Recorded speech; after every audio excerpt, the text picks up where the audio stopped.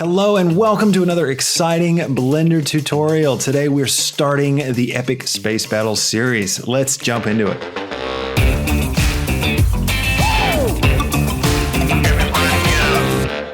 Okay, welcome. I'm really excited to be kicking off this series. It's going to be a really exciting one. It's going to be a lot of fun. And we're going to cover some pretty exciting stuff. So I hope you're ready. Buckle up. Let's jump in. I'm going to be starting off here in Blender. This is 2.82a as of the recording. Pretty much in general, 2.8, whatever comes after that will work fine for this. If there's any major changes or anything in Blender down the road, I'll do my best to try and update and kind of keep you up to speed. But generally speaking, the stuff we're going to focus on is going to be straightforward enough that it's not going to cause problems as Blender grows and increases over time. All right, so what's our objective today? Well, so the big picture of this series, what we're going to be doing is we're going to be making an epic space battle. And the idea is let's come up with a way of, I guess, framing how you would approach doing something like this. That's why it's plural, epic space battles, because I want you to be able to think about, okay, how could you apply this to a lot of different battles or a lot of different things? So we're going to kind of cover like the main big things that you would run into when you wanted to do something like this. So for example, creating space, we're going to be creating asteroids. We're going to have laser blasts, exhaust out the back of a spaceship, explosions, and some dynamic stuff. How do you have things break apart? Stuff like that. So that's kind of where we're going. So the idea behind the series is by the end, hopefully what we'll have is a really exciting scene with multiple camera shots, multiple key moments, a bit of narrative to it. So a bit of a flow. We'll talk about narrative as we make this, because I think narrative is really important for any kind of animation. And and we'll get into some dynamics and we'll do some other crazy stuff. So it's gonna be really exciting. Now, if you're a Patreon, so you jump onto the Patreon page, you can check out things there. I actually have a special mini series running on the Patreon that they've got access to, which is how to make the spaceships. We're gonna have a hero spaceship. We're gonna have this bad guy spaceship, which looks like a kind of like a spider thing. Basically, those two ships, I'm gonna go through in this sort of side mini series and make those there. In this main series, I'm bringing those already made, already ready to go. And so the idea is you can bring your own ship, and we're going to cover things like how to make the back end, like exhaust stuff. We'll cover how to do lasers and stuff in this series. But the basic ship model to start with, that's something you need to bring to the table, or head over to Patreon. You can get it at just the $4 tier. You can jump on and watch all of those and learn that, or you can get it on Blender Market when it comes out there. So, anyways, so this is going to be a really fun, exciting adventure, and I'm just really pumped. So let's do it. Let's get started. So what's our objective today? Well, we're going to create about 1 billion stars, maybe a couple 100,000 asteroids, and maybe some suns, and and we'll do it all in 30 minutes. Why not? Okay, cool. Let's jump in. So first thing we want to do is the quintessential A to select all, X to delete, because it's Blender, and that's what we always do whenever we start a new project. Now, if you're brand new to Blender, I'm going to do my best to just kind of explain things as I go. This is kind of an intermediate level. All the tutorials I do tend to be kind of at that intermediate level, but I always try and bring along newbies. So if you're brand new to this, don't worry, stick with me. Any questions, pop them in the comments below, and I'll do my best to answer. All right. First thing we want to do is create space. So how are we going to do that? Well, I want to work in Eevee. I actually want to start off in Eevee. So I just switched over to render view, by the way. That's what this is. These are the different view modes. So if I go up to my little camera DSLR icon thing, you can see that we've got Eevee Workbench and Cycles.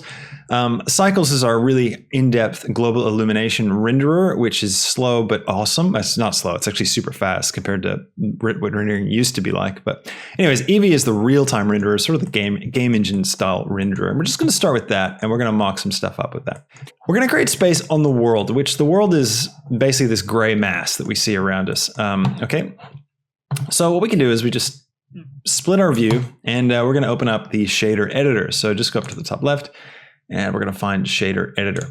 And here it is. I'll just make a little bit more room, and I'll get rid of this for now. Now in the shader editor, of course, we can create shaders for objects. We can also create shaders for the world itself. So this big gray mass. So what we're going to do is switch from object to world. And that gives us what's generating this gray background, which is just this, nothing really. We can change the strength of it and stuff. I'll switch to Eevee so we can see a live rendered update. Okay, so stars, how are we going to do that? Well, we're going to create a noise node. So if we just go Shift A and then search and then type in noise, we'll get this noise texture. And then what we're going to do is we're going to go, actually, do we want a texture coordinate? I don't think we need it. We'll see if we need it. Sorry, I'm just thinking out loud. All right, so we can plug this thing in straight into the background. But first, what I want to do is, well, I'll show you what it is. So we'll just go straight in, and there it is. It's this bright colored, disco party world that we've got here. Awesome. All right, cool. Now, what we want to do is pipe this into a color ramp. So we've got specific control over the colors. So what we can do is Shift A, search, and type in color ramp. And if you've watched all my tutorials, you see we do this all the time. We're always making color ramps. And see if I can bring these down, I can actually affect, okay, what's black, what's white. And what I can do here is, I'll just drag this out a little bit so we're not losing so much. I'm going to change the scale. So just bring this way up, way up, way up. So we get this like really sharp noise. And then what we can do is we can bring this up and suddenly we have space. Boom. Bring this in. Now, the further these two apart, we get more variation.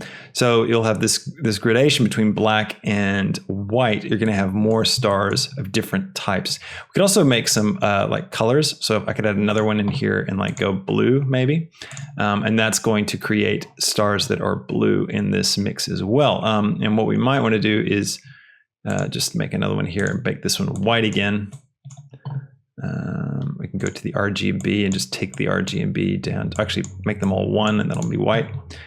So now you have like some blue stars, but not a lot. And then actually we can make this a bit of a darker gray. So we can really refine that. And then we can adjust the scale here to get different sizes so we can get the right size. Now if we go too small, we're going to start getting weird shapes.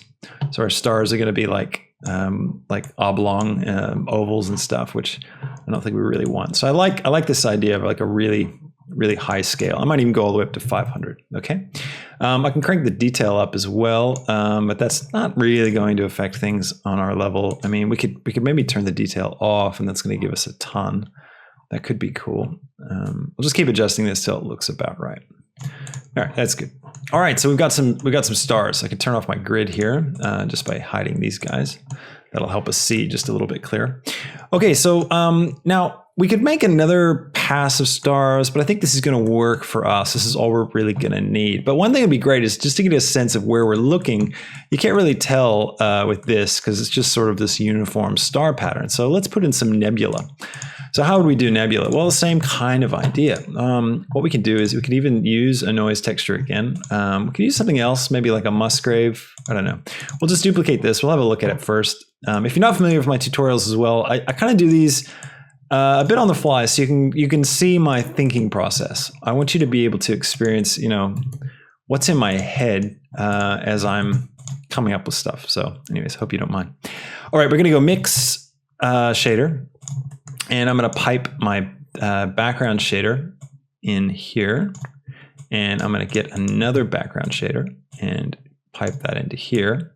And I'll turn that up to 1. And I will send my color into this one. And then I'll pipe this one into this one. So the mix shader is like, it's another shader that allows you to mix multiple shaders. Okay.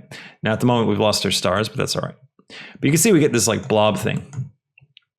Now I can expand this. Whoa, there we go. I can expand this out, and we can get some, cloud-like formations.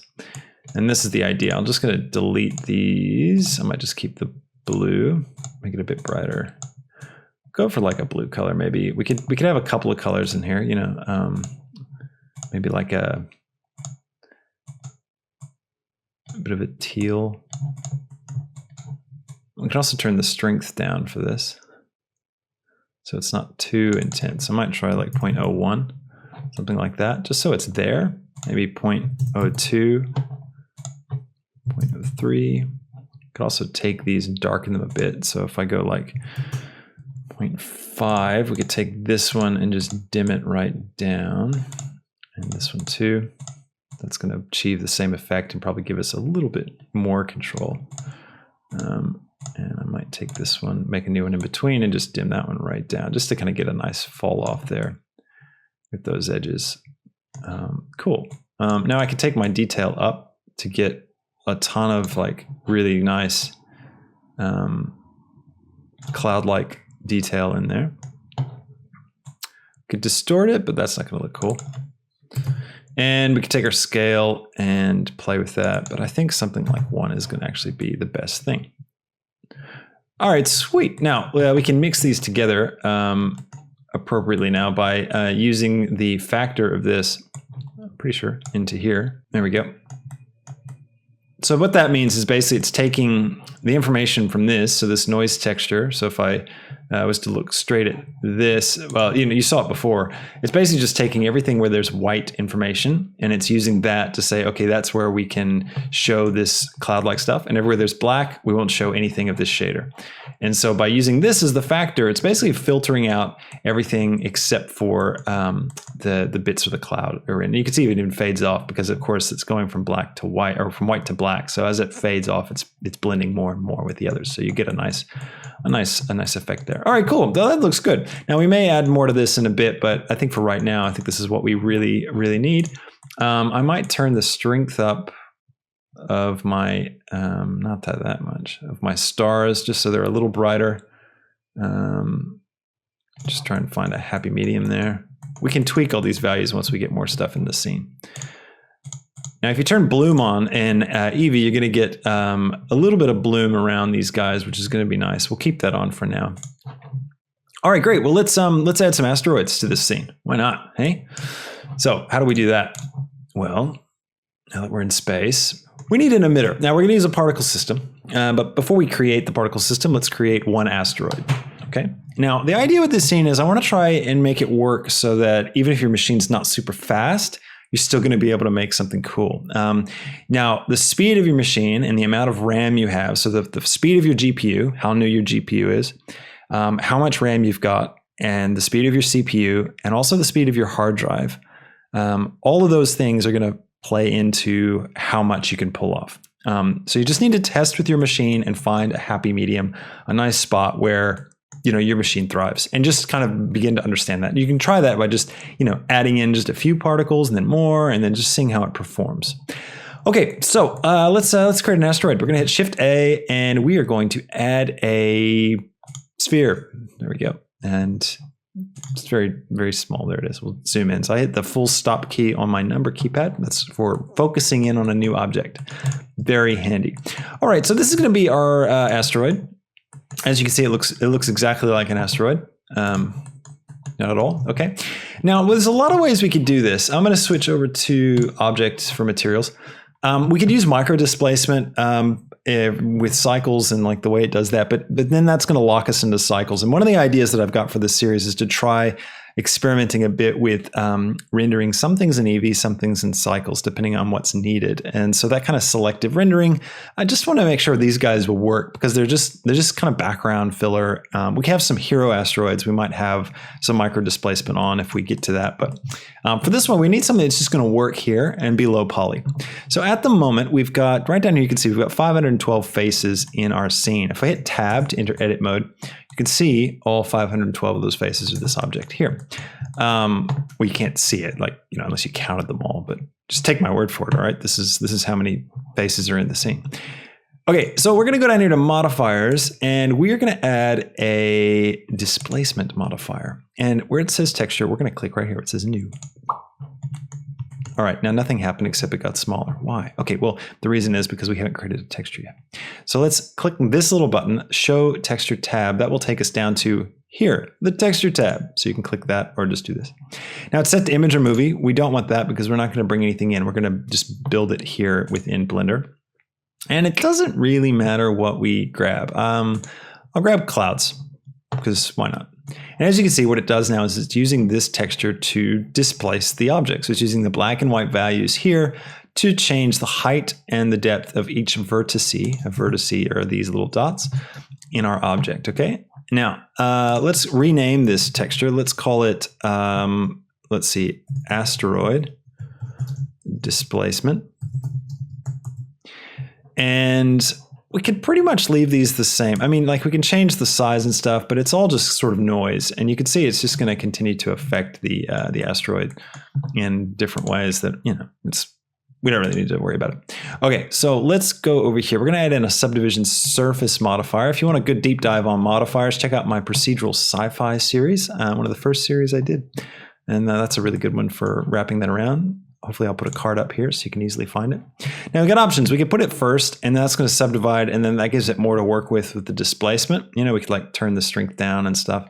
But what I want to do is I want to put it second. So here we go. Put it right here. Now I'm going to make my render 1 and my viewport 1. Now remember with modifiers, if you've got this render and viewport options, if they show up, you got to be careful with that, because the viewport is how many subdivisions is it going to do when you're looking at it? And then when you hit render, it's going to look at, okay, how many do you have set for render? And if you're looking at it and you've got like 3 here and then 1 here, you're going to render and it's going to not look like this. It's going to look like this, and that might be disappointing. So it's mostly for like if you want to have a higher resolution at render time, you could do that. All right, now we can just shade smooth by right clicking and then clicking shade smooth. And that's going to tell it to interpret the normals differently so that they're smooth shaded. If you don't know about normals, you can check out another tutorial somewhere that I've talked about that. And let's see, anything else we need to set? No, this is pretty good. All right, we'll keep it for now. Now, we do have this sort of round shape to it, and asteroids tend to be a bit more, I don't know, elongated maybe. So what we'll do is we'll just hit S to scale and Z to lock onto the Z direction. And we're just going to scale it like that. That's pretty cool. Now we've got this pinching effect that's happening up here. We could get rid of that by just going like this. Well, actually, we'll switch to face mode. Hit C to switch to brush selection. Remember with brush selection, once you have it selected, you can't like do anything else anywhere until you hit escape. So just, you know, be aware of that. Don't get frustrated. And we can delete these faces. And then what we can do is go to edge mode and hold down the Alt key. The Alt key is great for, you know, selecting a loop. So if you hold down Alt and collect any edge, you're going to get the whole loop. So it's just a really handy tool. And then what we can do is type in F3 and then type in grid fill. Again, F3 is it's the menu for finding anything in Blender. So you type in any kind of tool name. It's a great way to like find stuff. When I was getting started, I used it a lot just to kind of look for things. All right, so now let's grab this center vertice right there, and this one. Actually, do I want to grab both?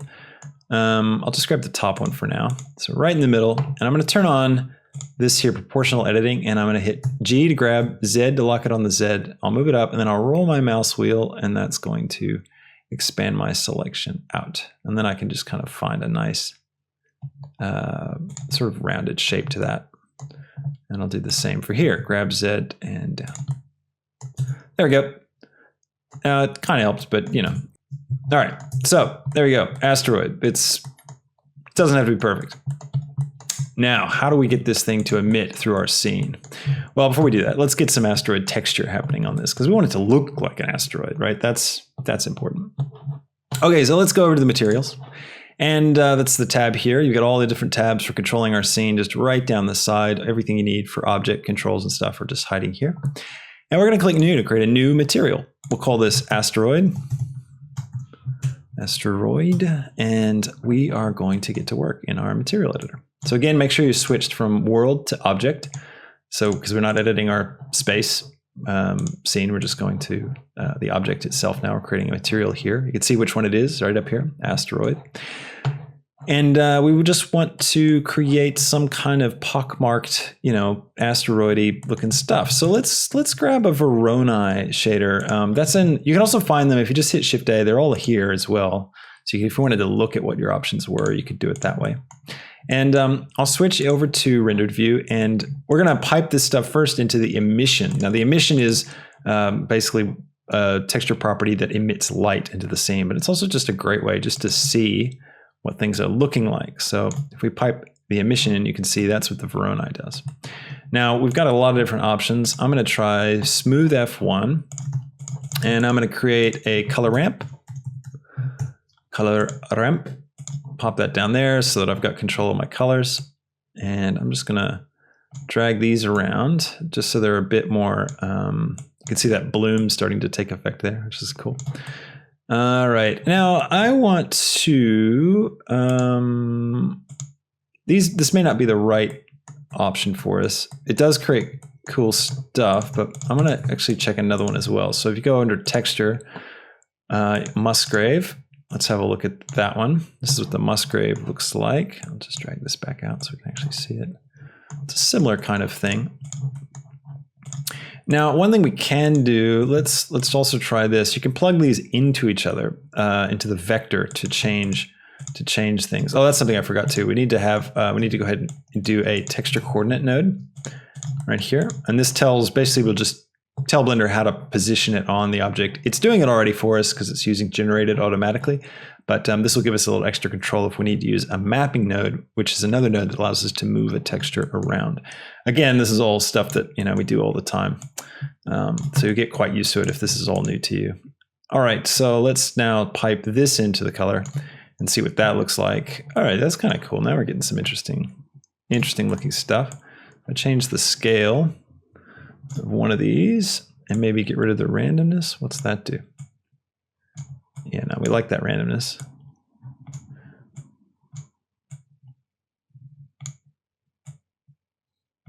It's kind of nice. Not quite what I'm after yet, though.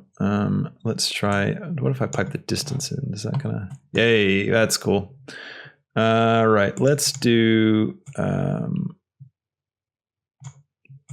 right, let's see what this is gonna do in the bump, because that's actually what I'm kind of building up to.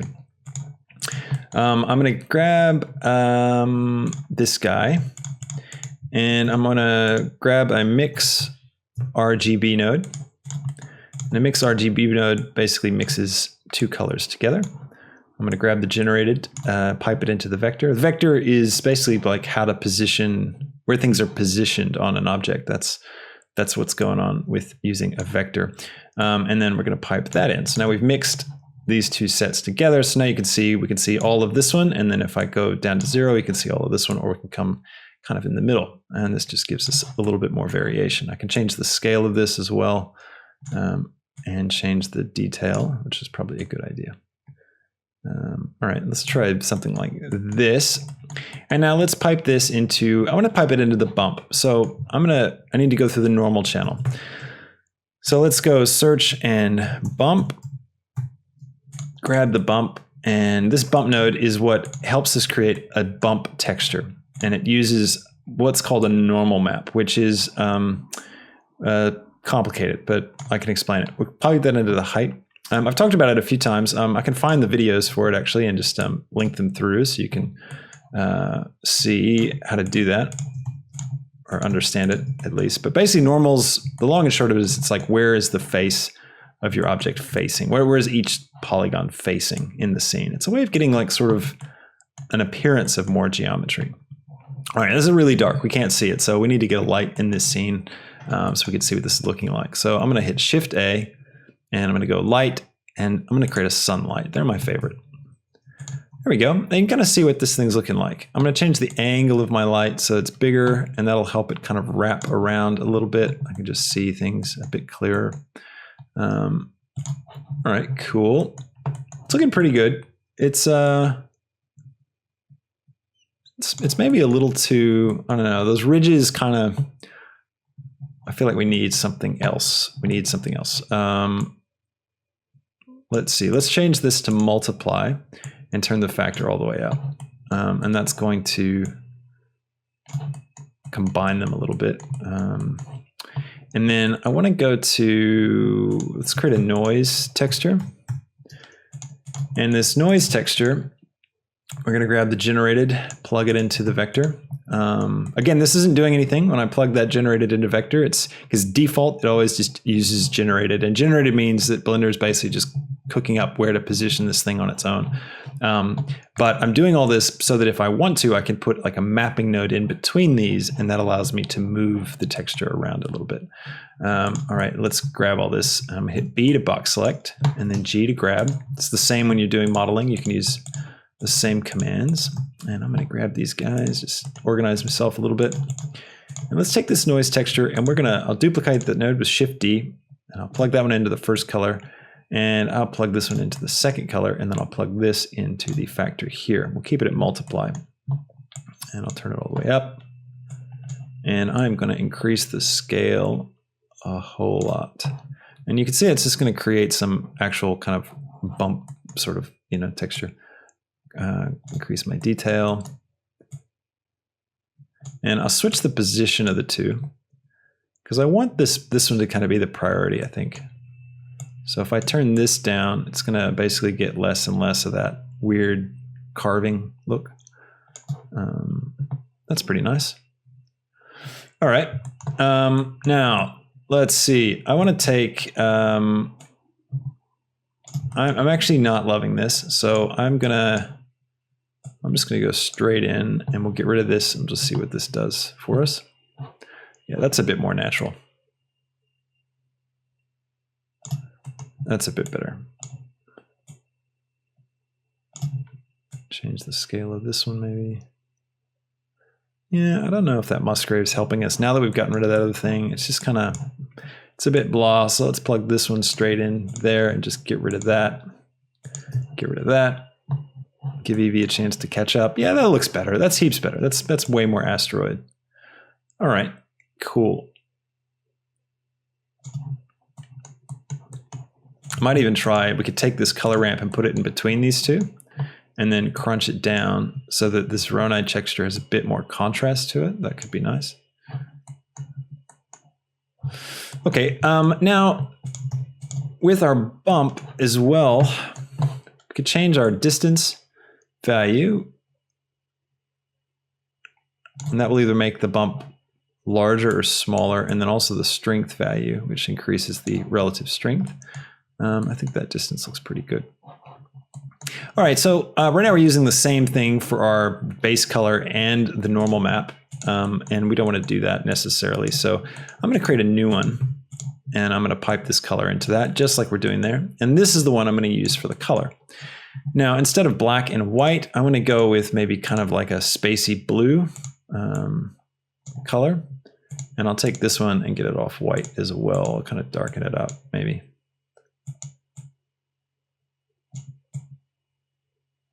Don't want to get too saturated because that's not going to help with the realism. And this one, I wonder if we need to go a bit brown.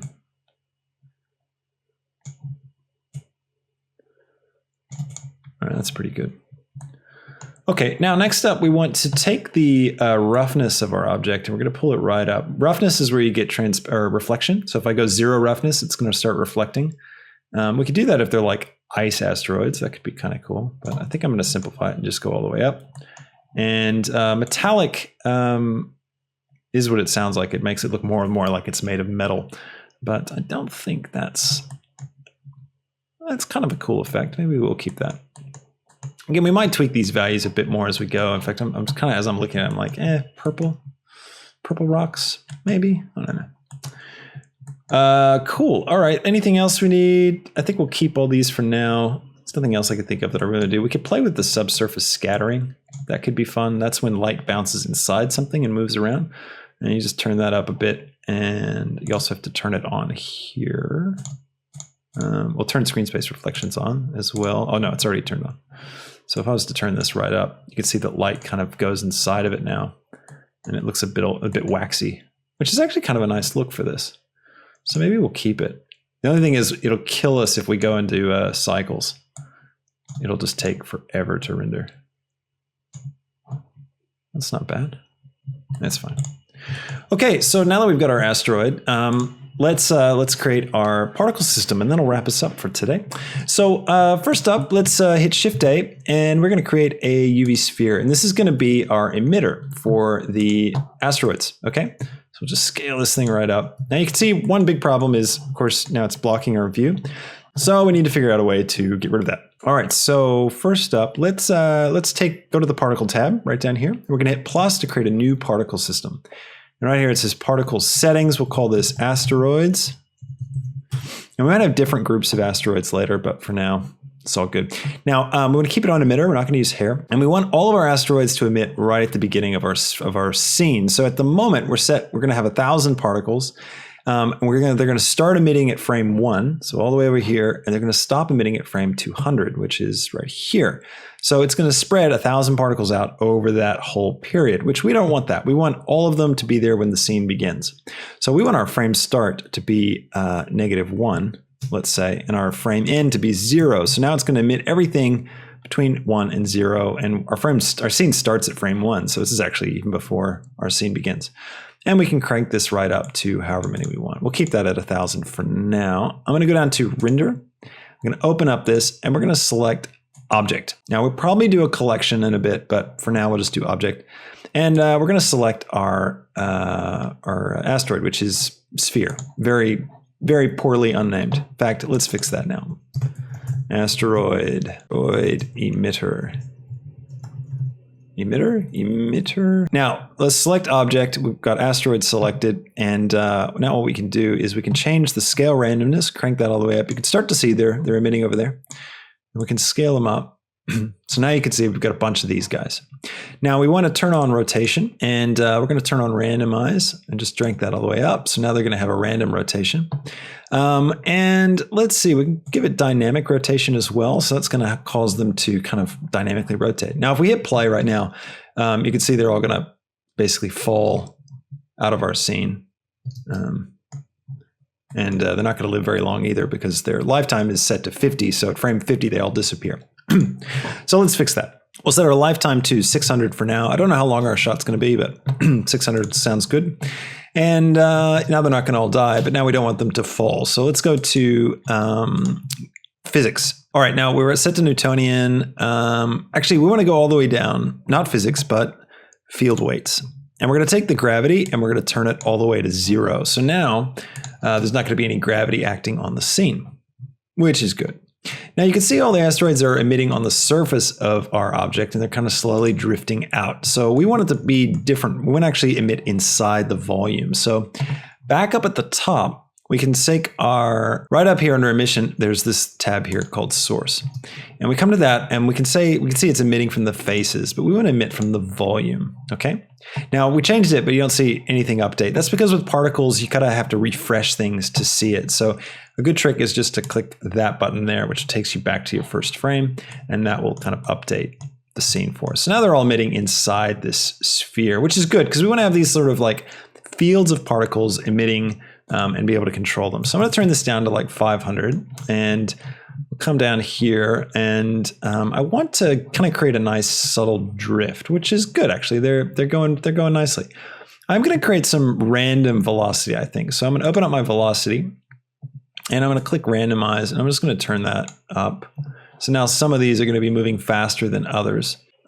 So I might turn that down to 3. Let's see. I'm going to take the size of these guys and I'm going to shrink them down a bit. So I'm going to take the scale down. And I'm going to go ahead and maybe increase the count back up to 1,000 now that we have less. And I'm going to slow them down a bit. They're a bit too fast. All right, I get a nice random drift with 0.2 for randomized velocity. I think that's pretty nice. Yeah, that'll be good. Now, what we want to do next is we could take our hero asteroid, and we can actually we can just get it out of the scene. So I'm just going to grab it on the Z and just drag it right down, and that's going to just kind of help get rid of it. So it's not in the way here because we don't need to see it. We've got all these here that we can see. All right, now we need to make our sphere disappear. So it's kind of tricky in doing this in Eevee, but that's all right. Let's go asteroid emitter. Let's go down to our material tab. We're going to click new, and right over here in the materials, we can delete this principled BSDF. All right, we're going to use a shader called the transparent shader, transparent BSDF. We'll grab that here, and we can just plug that right in to surface. And then what we need to do is we need to change this color to black. And what that's going to do is nothing yet. And that's because we're in Eevee. So a transparent shader makes things transparent. It's a really cheap way of doing transparency, actually. It's not a really, it's not like for realistic glass and stuff. White means it's going to be fully opaque, and black means it's going to be fully transparent. But it doesn't work in Eevee unless you do one little thing. You come over here to this side menu that pops out. You can also hit it by typing in on the keyboard. And you come down to options, and right here, blend mode and shadow mode. This is hiding from you, but it's really great. So blend mode, we can set this to alpha blend. And now what it's going to do is it's going to blend the alpha. And then we can keep the shadow mode to opaque. We can actually set it to none. And what that's going to do is now it's not going to cast a shadow in the scene anymore.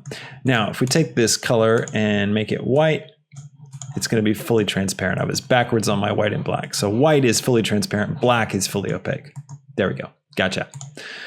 Now we can see through it, and we've got our cool asteroids kind of floating in space, doing their thing. All right, well, let's finish things off with dropping the angle here of our light, and let's turn it right up.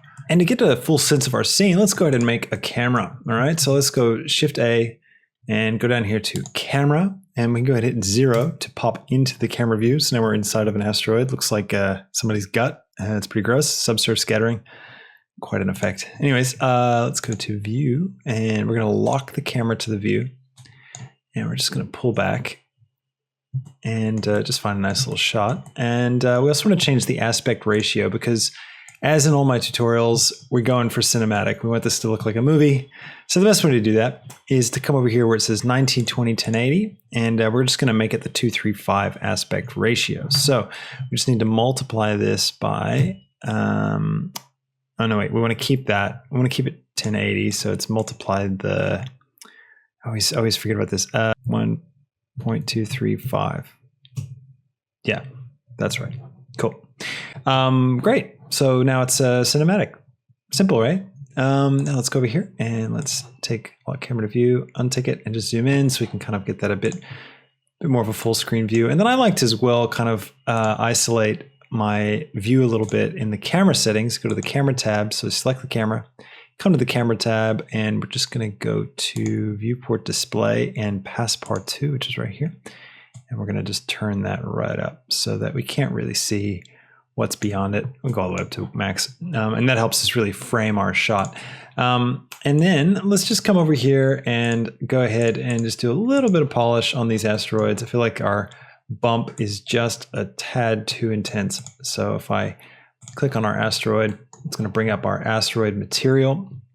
And I'll just come down here and I might change the distance back down to 1.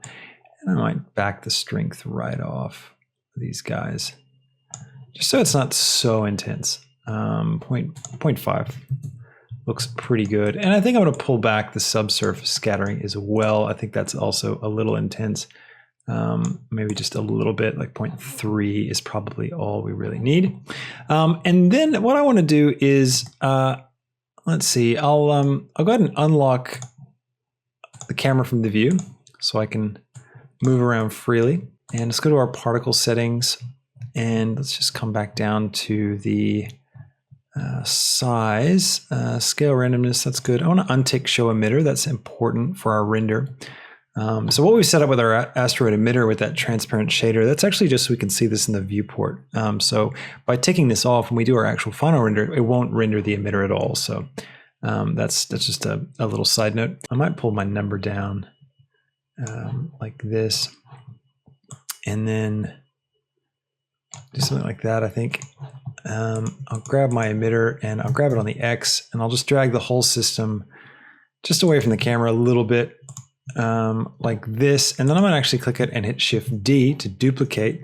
So now I've got 2 of them, and instead of keeping the same particle settings, actually, why not? Let's keep the same particle settings, but this time I'm going to scale my emitter down on the Z, and that's going to give us this kind of flat pattern. I will increase the total number for us, and I'll grab that on the X and just pull that right out, and just grab that over here, rotate it on the Z. Last thing I want to do is add a sun into our scene. So let's just create a new mesh UV sphere. And we're just going to, it's right here in the middle of the screen. We're going to just add in a new material. And we're going to change it from principled BSDF. We're going to change it to an emission shader. So changing it here, like we're doing in this little dropout menu, is exactly the same as if we were to come over here and just create a new shader node. So if we created like a glossy shader node, for example, and got rid of the emission, piped that in, you can see it changes here as well. So that's just what's going on there. It's just different ways of doing the same thing. So if I grab that emission shader again, pipe it in, boom, you're gonna see it changes there. All right, so the color of this, let's make it like an orange, and I'll pop the vibrancy up to try 5 maybe. And with bloom turned on, you can see automatically we get this really cool sun. Now it's really tiny and right in the middle of the screen, so I'm just gonna make it huge. Oh, supernova, bad Monday.